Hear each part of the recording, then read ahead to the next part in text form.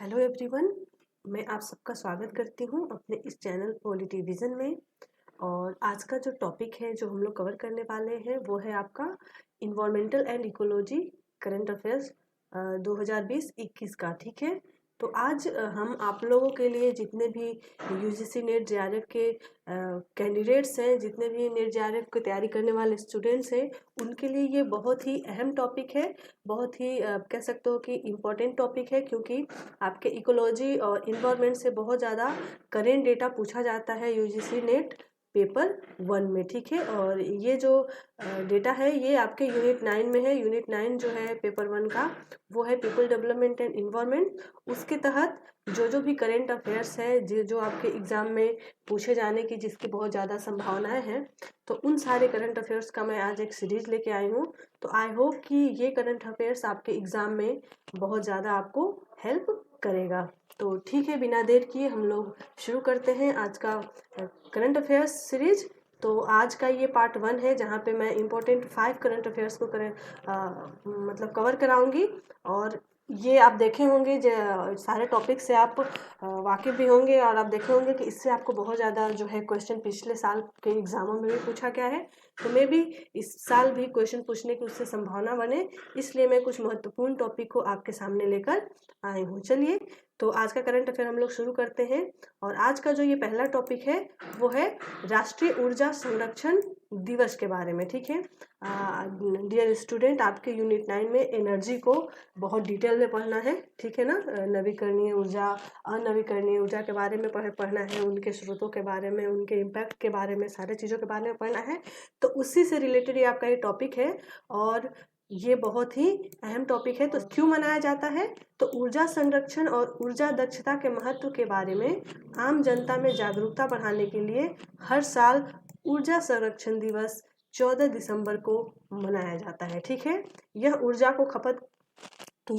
की खपत को कम करने के लिए किया गया प्रयास है, ताकि ऊर्जा के स्रोतों को भविष्य में उपयोग के लिए बचाया जा सके। आप कुल मिला के ये बात कह सकते हो कि राष्ट्रीय ऊर्जा संरक्षण दिवस जो है सस्टेनेबल एनर्जी को बढ़ावा देता है, उसकी खपत पे रोक लगाने के लिए, सारे आम जो नागरिक हैं उनमें जागरूकता बढ़ाने के लिए, ऊर्जा के बारे में उनके अंदर अवेयरनेस फैलाने के लिए ये दिवस मनाया जाता है। क्योंकि आपको पता है कि देश के विकास के लिए एनर्जी की बहुत ज़्यादा ज़रूरत है, और हम बहुत सारी एनर्जी जो है जागरूकता न होने के कारण, उसकी इम्पोर्टेंसी को न समझने के कारण क्या करते हैं, वेस्ट कर देते हैं। सबसे ज़्यादा ज़रूरी ये है कि ये हम जान लेते हैं कि आखिरकार ऊर्जा दिवस मनाते क्यों हैं। ठीक है, तो ये बात हम समझ गए किसके द्वारा मनाया जाता है। तो केंद्रीय ऊर्जा मंत्रालय के अधीन ऊर्जा दक्षता ब्यूरो के द्वारा।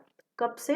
तो 1991 से मनाया जा रहा है। ठीक है, इस दिन ऊर्जा दक्षता व संरक्षण के क्षेत्र में बेहतरीन कार्य करने वाले उद्योगों, संस्थानों, thermal power station, railway zonal station और भी जितने भी अस्पताल, शॉपिंग मॉल हैं जो एनर्जी को कंजर्व करते हैं, जो एनर्जी के प्रति अपनी जागरूकता और अपनी संवेदनशीलता दिखाते हैं, उनको क्या किया जाता है, उनको पुरस्कृत किया जाता है। क्यों?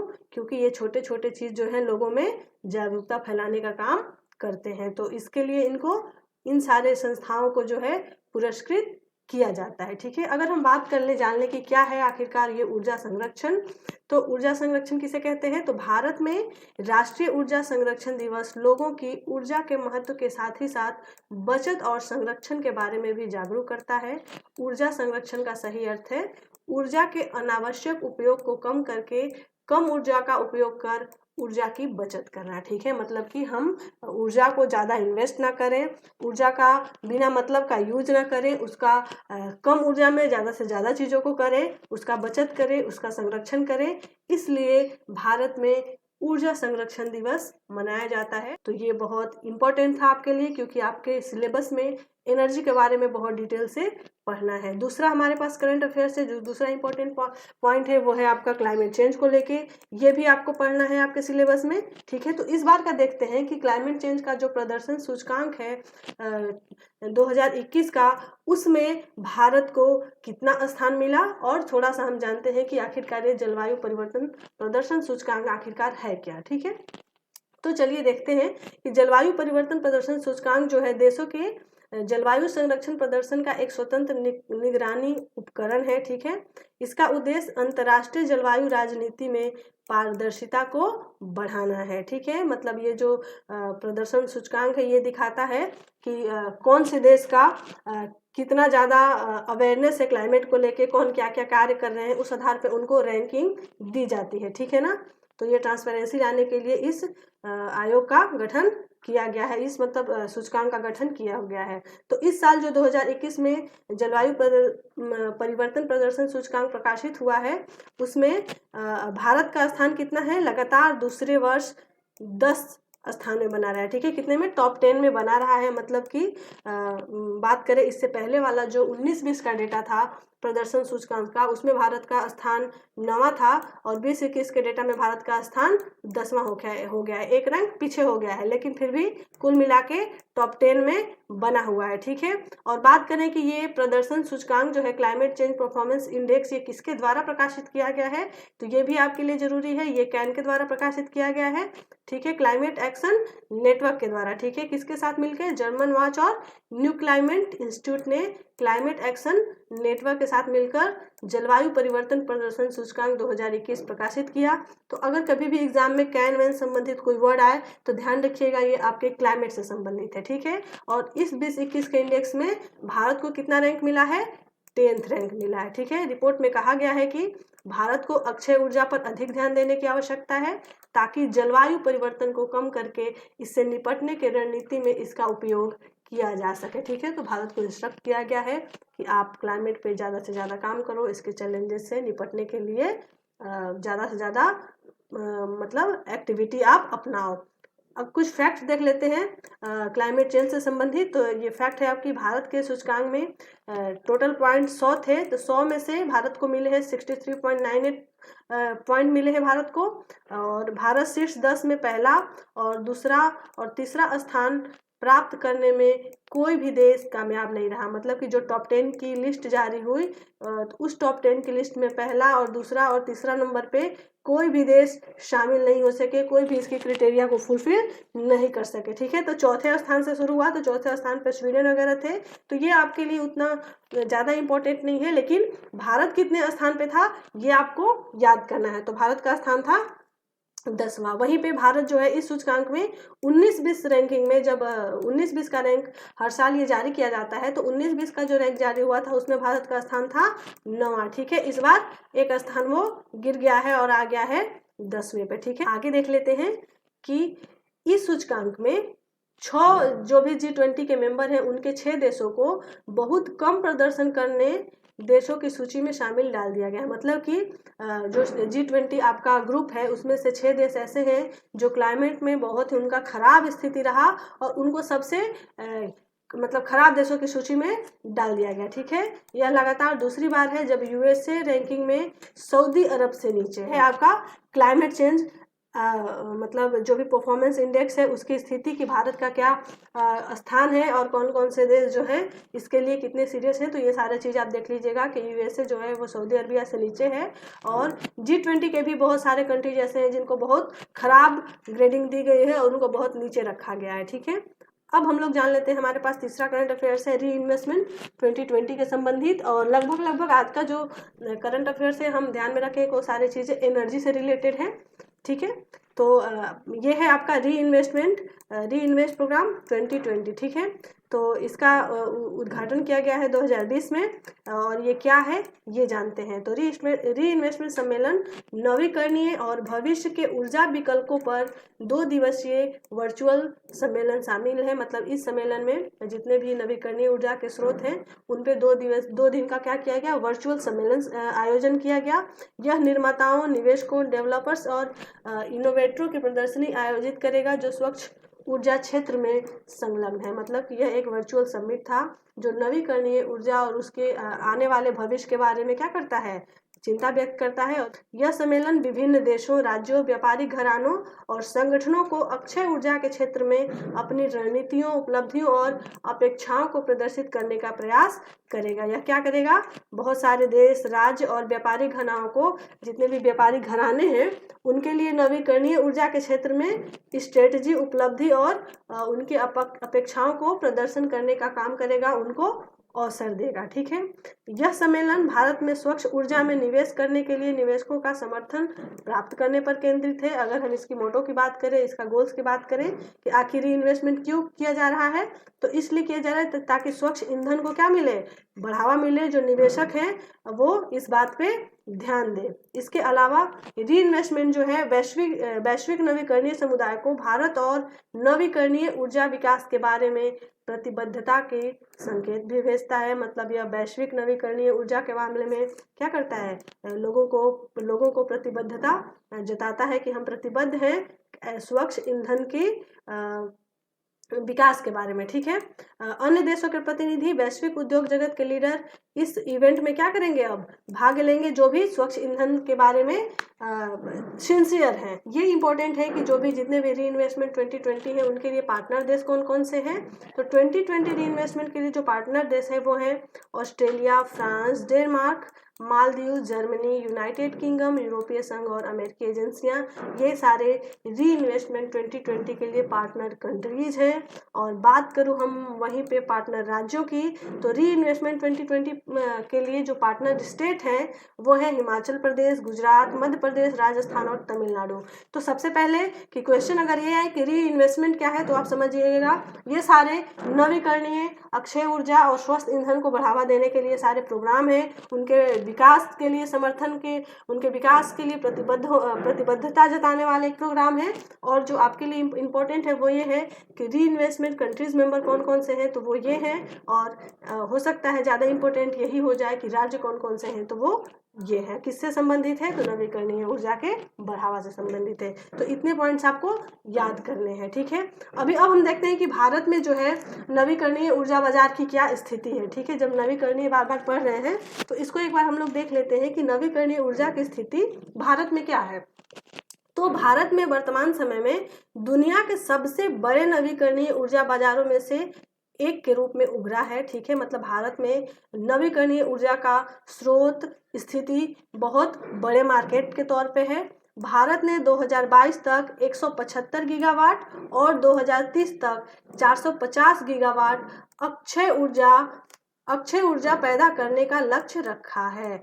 ये आपको पता होगा, नवीकरणीय ऊर्जा का ये डेटा है और ये बहुत इंपॉर्टेंट है। ये हो सकता है एग्जाम में आ जाए, आने की बहुत ज़्यादा पॉसिबिलिटी है। तो ये डेटा आपको याद रखना है कि भारत में जो रिन्यूएबल एनर्जी का जो गोल है वो है 2022 तक 175 गीगावाट और 2030 तक 450 गीगावाट। ठीक है, तो ये दोनों डेटा आपको क्या करना है, याद रखना है। ये भारत का टारगेट है नवीकरणीय ऊर्जा को हासिल करने का। ठीक है, भारत में पिछले 6 वर्षों में 4.7 लाख करोड़ रुपए से अधिक निवेश किया गया है इस क्षेत्र में। इस प्रकार भारत स्वच्छ ऊर्जा के निवेश के लिए पसंदीदा स्थान बन गया है। देश में सौर ऊर्जा की क्षमता भी 13 गुना बढ़ गई है और गैर जीवाश्म ईंधन ऊर्जा के स्रोतों की हिस्सेदारी बढ़कर 136 गीगावाट हो गई है। क्या हमारी कुल क्षमता का लगभग 36% गैर जीवाश्म ईंधन जिससे हम ऊर्जा प्राप्त करते हैं उनके सोर्स जो हैं उनकी स्थिति कुल क्षमता का 36% हो गई है। तो ये सारे आपके लिए इम्पोर्टेंट डेटा हैं जो भारत के रिन्यूएबल एनर्जी की स्थिति को बताते हैं, उसके टारगेट्स को बताते हैं। तो ये डेटा बहुत ज़्यादा इम्पोर्टेंट है और आप लोग देख लीजिएगा, इसको याद जरूर कर लीजिएगा। ठीक है, अब चौथा पॉइंट है आज का, वो है केंद्रीय प्रदूषण नियंत्रण बोर्ड के बारे में जानते हैं। आप लोग के चैप्टर में पोल्यूशन भी पढ़ना है, तो जान लेते हैं कि ये जो अभी रिसेंट में इसका सम्मेलन हुआ वो कितने नंबर का सम्मेलन था और आखिरकार ये केंद्रीय प्रदूषण नियंत्रण बोर्ड क्या है, इसके कार्य क्या है। ठीक है, तो 2020 में जो सम्मेलन किया गया केंद्रीय प्रदूषण नियंत्रण बोर्ड का, वो इसका 46 सम्मेलन था। तो ये आपको याद रखना है कि रिसेंटली जो सम्मेलन किया गया ये इसका 46 सम्मेलन था। और यह क्या है, तो यह जल प्रदूषण निवारण एवं नियंत्रण अधिनियम 1974 के तहत एक वैधानिक संगठन है। इसका संगठन कब किया गया, 1974 में। ये भी बहुत इंपॉर्टेंट है, कब बनाया गया केंद्रीय प्रदूषण नियंत्रण बोर्ड, तो 1974 में। ठीक है, इसके साथ ही साथ यह वायु प्रदूषण के रोकथाम और नियंत्रण का काम करता है किस अधिनियम के द्वारा, 1981 के द्वारा। और यह पर्यावरण और वन मंत्रालय को पर्यावरण संरक्षण अधिनियम 1986 के प्रावधान के तहत भी यह तकनीकी सेवाएं प्रदान करता है। मतलब जो केंद्रीय नियंत्रण बोर्ड है आपका प्रदूषण का, यह जल, वायु और पर्यावरण संरक्षण अधिनियम, ये तीनों के क्या है, तीनों का कार्य देखता है। ठीक है, इसको भी तकनीकी सेवाएं प्रदान करता है। यह वायु प्रदूषण को भी नियंत्रित करता है और यह जल प्रदूषण के भी निवारण और नियंत्रण का कार्य देखरेख करता है। और यह कब बना, तो 1974 में। और इस बार जो इसकी सबमिट हुई वो कितने नंबर की थी, तो 46 नंबर की। ठीक है, तो आई होप कि ये सारी चीज़ें आपको समझ में आ गई होंगी। ठीक है, अब हम बात करते हैं सीपीसीबी के कार्य की प्रदूषण नियंत्रण बोर्ड के इम्पोर्टेंट वर्क क्या क्या है। तो इसका काम है जल प्रदूषण की रोकथाम और नियंत्रण द्वारा राज्यों को स्वच्छता को बढ़ावा देना, वायु की गुणवत्ता में सुधार और वायु प्रदूषण को रोकने और नियंत्रित करने के लिए कार्य करना।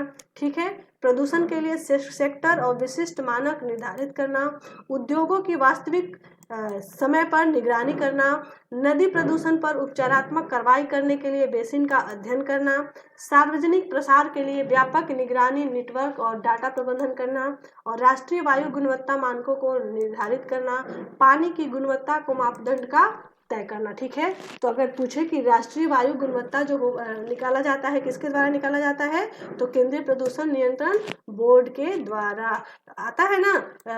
वायु गुणवत्ता का अपना अलग से इंडेक्स आता है कि किस सिटी में कितना % जो वहाँ का एयर है वो पोल्यूट है, इन सारे के बारे में ये इंडेक्स जारी करता है। साथ ही साथ पानी से संबंधित जो भी उसका गुणवत्ता है उसका मापदंड तय करता है, नदी को बचाने का कार्य करता है और उद्योगों को भी क्या है, निगरानी देखता है कि कौन सा उद्योग जो है कितना ज़्यादा पोल्यूशन के लिए जिम्मेदार है, उनके लिए नियम कानून बनाता है, उन पर आप एक तरीके से कह सकते हो उनके लिए एक ट्रिब्यूनल का काम करता है। तो ये सारे काम है केंद्रीय प्रदूषण नियंत्रण बोर्ड का। तो आप कह सकते हो कि भारत में जो सबसे ज़्यादा प्रदूषण है, जल, वायु और पर्यावरण, ये तीनों का देखरेख का काम जो है आपका केंद्रीय प्रदूषण नियंत्रण बोर्ड करता है। ठीक है, और लास्ट जो आज का करंट अफेयर्स है वो है आपका 5 जून से संबंधित जो विश्व पर्यावरण दिवस है। ठीक है, तो आइए जान लेते हैं कि ये कब से शुरू हुआ और इस बार का जो इसका थीम था वो क्या था। तो प्रत्येक वर्ष 5 जून को वैश्विक स्तर पर क्या मनाते हैं, पर्यावरण दिवस मनाया जाता है। यह लोगों को पर्यावरण की सुरक्षा हेतु जागरूक बनाना इस दिवस का क्या है, मुख्य उद्देश्य है। मतलब कि पर्यावरण के प्रति लोगों को सशक्त करना, उनके बारे में ज़्यादा से ज़्यादा जानकारी देना, सही मैसेज देना, अवेयरनेस प्रोग्राम फैलाना, ये इस दिवस का मनाने का क्या है, मुख्य लक्ष्य है। और विश्व पर्यावरण दिवस 2020 का जो विषय है, जो थीम है वो है सेलिब्रेट बायोडाइवर्सिटी। ठीक है, तो ये इम्पोर्टेंट है और ये डेट आपका इम्पोर्टेंट है, तो ये दोनों आप याद कर लेंगे। ठीक है, इसका बैकग्राउंड के बारे में आइए जान लेते हैं। तो वर्ष 1974 से दुनिया भर में इसको मनाने की शुरुआत कर दी गई थी। कब से, 1974 से इसको मनाया जाने लगा एज ए पर्यावरण दिवस। ठीक है, लेकिन इसको इस पे पहला जो स्थापना करने की बात कहें कि विश्व पर्यावरण दिवस की स्थापना कब हुई थी, तो हुई थी 1972 के संयुक्त राष्ट्र महासभा के स्टॉकहोम सम्मेलन में। ठीक है, लेकिन इसको मनाया कब से जाने लगा, तो 1974 से। ठीक है, तो यह विश्व में 143 देशों के द्वारा हर साल मनाया जाता है विश्व पर्यावरण दिवस। कब, 5 जून को। तो यहाँ पे और 2 डेट आपको मिल गया कि कब से इसको मनाया जाने लगा, तो 1974 से। और इसकी स्थापना कब हुई, आप कह सकते हो कि पर्यावरण को लेकर सम्मेलन पहला कब हुआ, तो वो हुआ था 1972 में, संयुक्त राष्ट्र महासभा द्वारा कराई गई थी। और इसकी स्थापना मानव पर्यावरण पर स्टॉकहोम सम्मेलन के पहले दिन पर ही की गई थी। मतलब पर्यावरण के बारे में लेके, पर्यावरण से संबंधित मुद्दों को लेके एक सम्मेलन आयोजित किया गया था स्टॉकहोम में, वो किया गया था 1972 में। वहाँ पे पर्यावरण की स्थापना की गई थी और 1974 से 5 जून को हर साल 143 देशों के द्वारा इस सम्मेलन को, इस दिवस को आयोजित किया जाता है, ताकि पूरे विश्व में पर्यावरण के मुद्दों को उसका प्रचार प्रसार किया जाए, उसके प्रति लोगों को जागरूक किया जाए। ठीक है, तो इस साल का जो थीम था वो था सेलिब्रेट बायोडाइवर्सिटी। तो ये था आज का आपका इम्पोर्टेंट करंट अफेयर्स, जहाँ पे हम लोगों ने 5 पॉइंट्स को कवर किए। वो पॉइंट्स आपके सारे के सारे यूनिट 9 से संबंधित हैं। तो फिर हम इसका पार्ट 2 भी लेके आएंगे। तो आज के लिए बस इतना ही। Thank you very much.